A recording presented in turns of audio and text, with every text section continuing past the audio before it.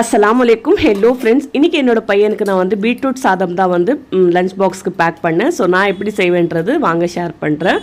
First ஒரு குக்கரில் வந்து ஆயில் சேர்த்துட்டு, ஆயில் நல்லா சூடான பிறகும் வெங்காயம் சேர்த்துருக்கேன். வெங்காயம் நல்லா வதங்கின பிறகு இஞ்சி பூண்டு பேஸ்ட் போட்டுட்டு அதோட பச்சை வாசனை எல்லாம் போகிற வரைக்கும் வதக்கிக்கலாம். அதுக்கப்புறம் வந்து நான் மட்டன் கீமா இருக்கும் இல்லையா, ஸோ அது கொஞ்சம் சேர்த்துருக்கேன். நீங்கள் வந்து போன்லெஸ் சிக்கன் பீசஸ் இருந்தால் கூட சேர்க்கலாம், எறா இருந்தால் கூட சேர்க்கலாம். ஸோ அதோட சேர்த்திங்கன்னா வந்து ஃப்ளேவர் நல்லாயிருக்கும், சூப்பராக இருக்கும். அப்படியே நீங்கள் சேர்க்க வேண்டாம்னா கூட அப்படியே கூட நான்வெஜ் சேர்க்காமல் கூட செய்யலாம். அதுக்கப்புறம் உப்பு சேர்த்துட்டு, தக்காளி சேர்த்துட்டு, மஞ்சள் தூள், தனியாத்தூள், மிளகாய் தூள் சேர்த்துட்டு, மசாலா வாசனை எல்லாம் நல்லா போன பிறகு பீட்ரூட் வந்து கட் பண்ணி வச்சுருந்தேன், அது சேர்த்துடலாம். இந்த மாதிரி பீசஸாக கட் பண்ணுங்கள், துருவி சேர்க்காதீங்க. இந்த மாதிரி சேர்த்திங்கன்னா நல்லாயிருக்கும்.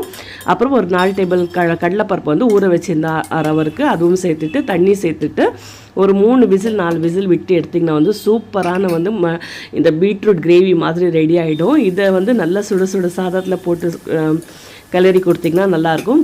கூட கொஞ்சம் வந்து கொத்தமல்லி கூட சேர்த்துக்குங்க. சேர்த்துட்டு வந்து சுட சுட சாதத்தில் நல்லா மிக்ஸ் பண்ணிவிட்டு, கூட வந்து அரிசி வத்தல் இருக்கும் இல்லையா, அதுதான் ஃப்ரை பண்ணி வச்சேன். ஸோ இந்த மாதிரி வந்து பீட்ரூட் சாதம் ரெடி பண்ணி கொடுத்து பாருங்கள்.